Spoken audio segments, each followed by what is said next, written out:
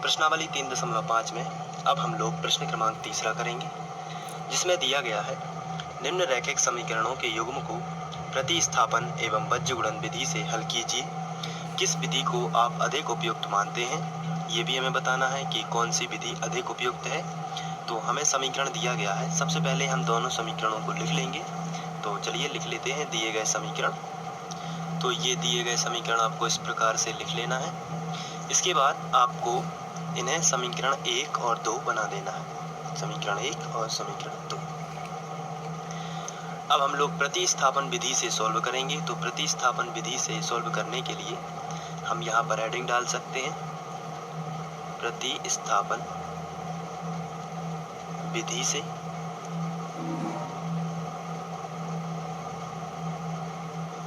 तो सबसे पहले हम प्रतिस्थापन विधि से हल करेंगे और उसके बाद हम लोग बज्रगुणन विधि से सॉल्व करेंगे। तो प्रतिस्थापन विधि में हम समीकरण 1 से स्टार्ट करते हैं। मैं इसके बारे में पहले भी आपको बता चुका हूं जब हम लोगों ने प्रतिस्थापन विधि पढ़ी थी, और यहाँ भी हम लोग इसको सॉल्व करेंगे। तो सबसे पहले प्रतिस्थापन विधि में हम समीकरण 1 पूरा लिख लेंगे। तो हम यहाँ पर लिखेंगे समीकरण 1 से और समीकरण 1 को लिख देते हैं। समीकरण 1 हमारा है 8x धन 5y बराबर 9। ये हमारा समीकरण 1 है। आप यहाँ से देख के यहाँ पर लिख सकते हैं। इसके बाद हमें यहाँ से x का मान निकालना है, इसलिए जो y है इसका पक्षांतर हम इस तरफ कर देते हैं। तो x का मान आ जाएगा, तो 8x यहाँ हम ज्यों का त्यों लिखेंगे, और ये जो धन का 5y है इसका पक्षांतर इस तरफ कर देंगे। तो सबसे पहले तो बराबर लगेगा, और यहाँ पर जो 9 लिखा है इसको हम ज्यों का त्यों लिखेंगे। अब ये जो प्लस y है इसका पक्षांतर इस तरफ होगा, तो ये हो जाएगा -5y। इसके बाद चूंकि हमें x का मान निकालना है, इसलिए ये जो गुणा वाली संख्या है इसको हम बटे में ले जाएंगे। तो x बराबर हमें मिलेगा 9 - 5y बटे 8। अब हम इसको समीकरण 3 बना सकते हैं। तो यहाँ पर हमें x का जो मान मिला है इसे हम समीकरण 2 में रखेंगे। ये प्रतिस्थापन विधि का रूल होता है, समीकरण 1 से आपको स्टार्ट करना है और समीकरण 1 से x का जो मान आएगा उसे हम समीकरण 3 बनाएंगे, और जो x का मान है इसे हम समीकरण 2 में रखेंगे। ये नियम होता है। तो चलिए अब हम x का मान समीकरण 2 में रखेंगे। तो यहाँ पर लिखेंगे x का मान समीकरण 2 में रखने पर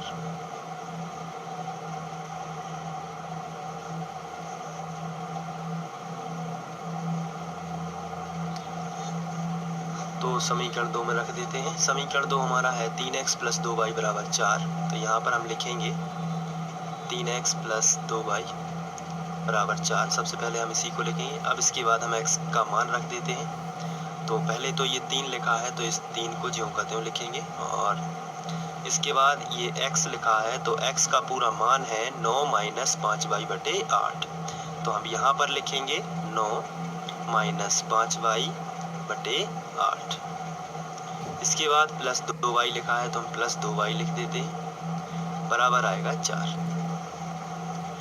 इसके बाद ये 3 से 8 कैंसिल नहीं हो रहा है, इसलिए हम डायरेक्ट गुणा करेंगे। तो सबसे पहले 3 का गुणा 9 में कर देंगे, तो 9 × 27 हो जाएगा, और 3 का गुणा 5 में करेंगे तो आएगा 5 × 15y बटे 8 ज्यों का त्यों +2y बराबर आ जाएगा 4।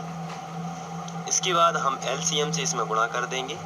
तो इसमें गुणा कर देते हैं। जब भी बीच में धन लगा हो और बटे वाली संख्या और एक तरफ घटे वाली संख्या नहीं है, तो हम एलसीएम करेंगे और एलसीएम से इसमें गुणा कर देंगे, और फिर सबके बटे 8 लिख सकते हैं। तो चलिए अब हम गुणा कर देते हैं। तो 27 लिखा है, तो इसको ज्यों का त्यों लिखते हैं, -15y।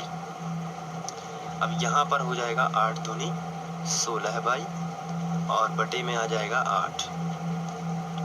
अब इसमें इसका गुणा हो गया है, आप देख रहे हैं। अब सबके बटे में 8 आ गया, बराबर आ जाएगा 4। इसके बटे कुछ नहीं है, तो हम 1 कर से और तिर्यक गुणा कर देंगे। तो चलिए तिर्यक गुणा कर देते हैं। यहाँ पे हम 1 का गुणा इसमें करेंगे, तो ये सब ज्यों का त्यों आ जाएगा। 27 - 15y + 16y बराबर यहाँ इसका गुणा इसमें करेंगे तो आएगा 8 चौके 32। इसके बाद हम यहाँ से बाई बाई एक तरफ कर लेंगे और संख्या संख्या एक तरफ कर लेंगे। इसका मतलब ये है कि 15 बाई प्लस 16 बाई ये एक तरफ, और संख्या जो है 32 धन का 27 इस तरफ आएगा तो माइनस का 27 इसको इस तरफ कर देते हैं। अब यहाँ पर 16 बाई में से 15 बाई जाएगा तो केवल एक बाई बचेगा, वो भी प्लस का, क्योंकि प्लस की संख्या बड़ी थी, बराबर यहाँ 32 में से 27 घटाएंगे तो आंसर आएगा 5। तो यहाँ पर हमें मिलेगा बाई बराबर 5। ये बाई की वैल्यू मिल जाती है। अब ये जो बाई का मान है, अगर हम ये वाला मान यहाँ पे समीकरण 3 में रख देते हैं यहाँ पे, तो x का मान मिल जाएगा। तो चलिए रख देते हैं बाई का मान समीकरण 3 में रखने पर। तो हम यहाँ पे लिखेंगे बाई का मान समीकरण 3 में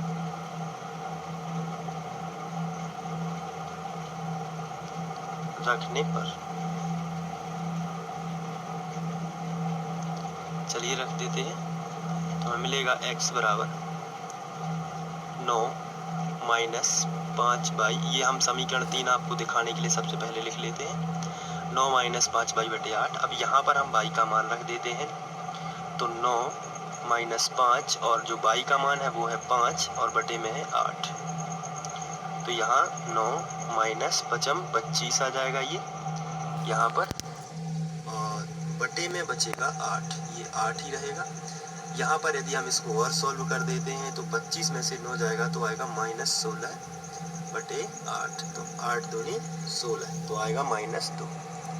ये हमें -2 मान मिलेगा, ये हमें मिलेगा x का -2 मान। तो इस हिसाब से यदि हम सॉल्व करते हैं तो प्रतिस्थापन विधि से हमें x व y के मान मिल जाते हैं। x का मान हमें -2 प्राप्त हुआ है, जबकि y का मान 5 है। अब इसी क्वेश्चन को हमें बीजगणित विधि से भी सॉल्व करना है, तो आइए बीजगणित विधि के बारे में थोड़ा सा जान लेते हैं। इसके पहले भी हम लोग इसको पढ़ चुके हैं, लेकिन इसको करने से पहले थोड़ा इसकी सूत्र की जो चर्चा है उसको कर लेते हैं। तो बीजगणित विधि जो होती है उसको लिखने का तरीका ये होता है, x बटे बराबर y बटे बराबर 1 बटे, आपको सबसे पहले इतना करना है।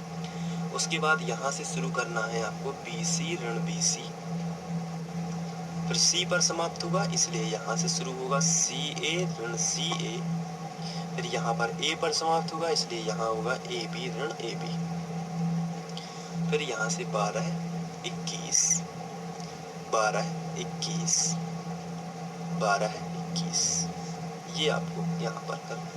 ये फॉर्मूला होता है बीजगणित विधि का। तो इस तरीके से आपको बना लेना है, बहुत ही सिंपल है। तो आइए हम दिए हुए समीकरण को बीजगणित विधि से सॉल्व करते हैं।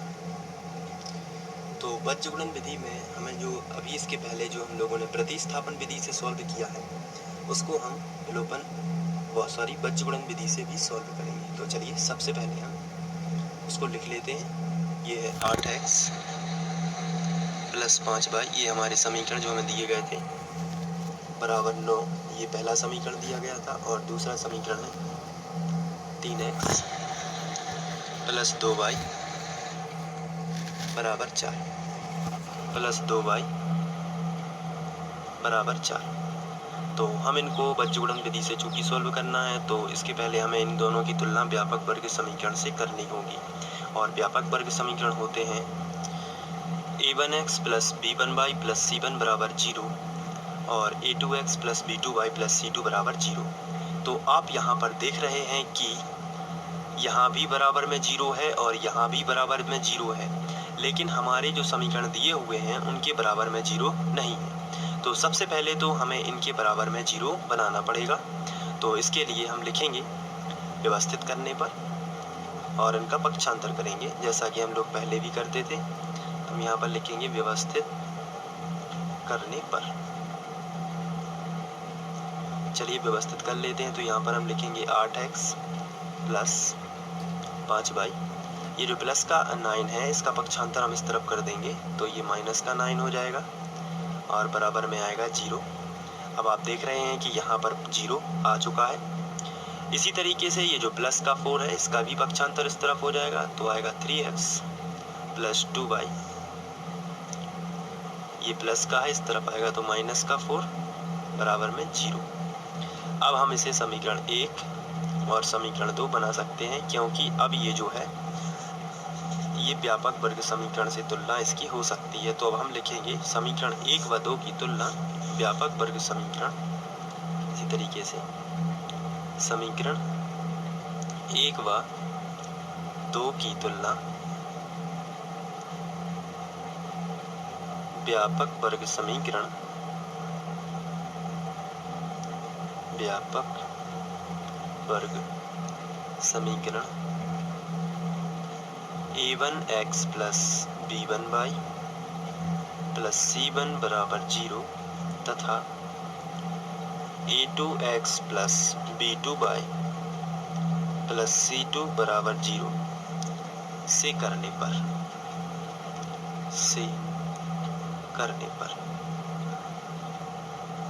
तो चलिए अब हम तुलना कर लेते हैं। तो यहाँ पर जो पहला समीकरण आपको दिख रहा है, यहाँ जो x y के मान है वो x का जो गुणांक होगा वो a1 का मान होगा, y का गुणांक जो है वो b1 का मान होगा और जो अचर राशि है वो c1 का मान है।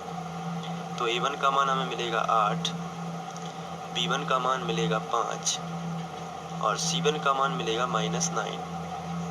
आप देख रहे हैं कि यहाँ a1, b1, c1 ये मान लिखे हुए हैं, आप समझ गए होंगे। इसी तरीके से समीकरण 2 में a2 का मान जो है वो मिलेगा आपको 3, b2 का जो मान है वो मिलेगा 2 और c2 का जो मान है वो मिलेगा -4। चलिए अब इसके बाद हम यहाँ पर बज्रगुणन विधि का यूज कर सकते हैं। तो चलिए अब हम हेडिंग डाल देते हैं बज्रगुणन विधि से। बज्रगुणन विधि से तो बज्रगुणन विधि में x के बटे बराबर y के बटे बराबर 1 के बटे, ऐसा हम सबसे पहले बना लेते हैं। फिर यहाँ पर हम लिखेंगे BC ऋण BC, यहाँ पर लिखेंगे CA ऋण CA और यहाँ पर लिखेंगे AB ऋण AB।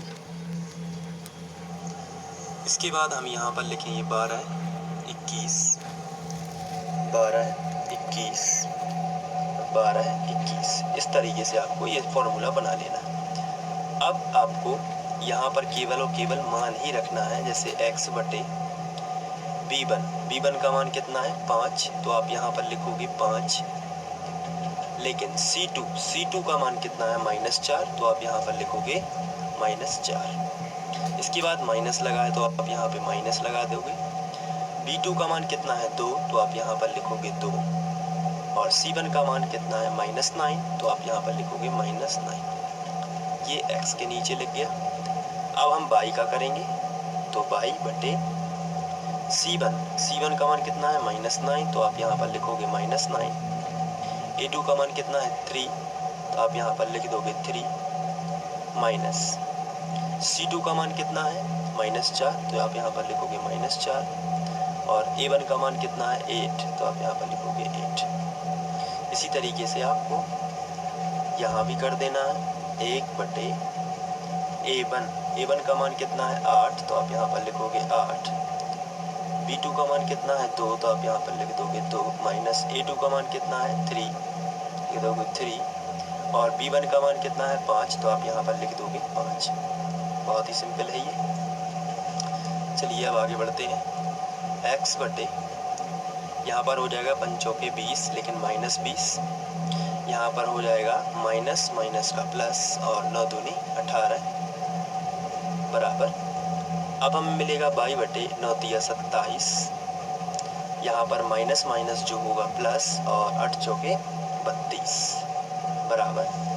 यहाँ हमें मिलेगा 1 बटे 8 दूनी 16 माइनस 5 तिया 15। इस तरीके से सॉल्व कर लेना है। अब हम लोग आगे बढ़ते हैं और यहाँ पर हम देख रहे हैं x बटे हमें मिलेगा -20 और प्लस 18 है तो हमें -2 मिल जाएगा, क्योंकि 20 में से 18 जाएगा तो 2 ही बचेगा, लेकिन बड़ी संख्या का चिन्ह लगा देना है।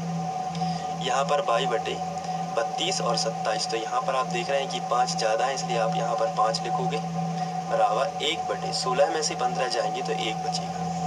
अब यहाँ पर यदि आपको x का मान निकालना है तो y को इग्नोर करना है, यानी y को छोड़ देना है, और यदि y का मान निकालना है तो x को छोड़ना है। तो आप यहाँ पर हेडिंग डालोगे x के मान के लिए और यहाँ पर y को छोड़ दोगे तो आपको मिलेगा x बटे -2 बराबर 1/1। x का त्रिया गुणा करोगे तो x और -2 का 1 में होगा तो -2 ही आएगा, तो x की वैल्यू आएगी -2। इसी तरीके से आप आगे लिखोगे, यहाँ पर कर देता हूँ मैं y के मान के लिए, तो x को छोड़ दोगे तो चलिए x को छोड़ देते हैं, तो हमें मिलेगा y बटे 5 बराबर 1/1। y एकम y ही हो जाएगा और 5 एकम 5, तो ये y की वैल्यू मिलेगी 5। तो आप देख रहे हैं कि x का मान -2 है और y का मान 5 है, जो कि हमें प्रतिस्थापन विधि में भी प्राप्त हुआ था। तो यहाँ पर हमें ज्ञात होता है कि पंचगुणन विधि जो है वो ज़्यादा उपयुक्त है और उसका इस्तेमाल ज़्यादा होता है। तो चलिए इसके बाद हम लोग नेक्स्ट क्वेश्चन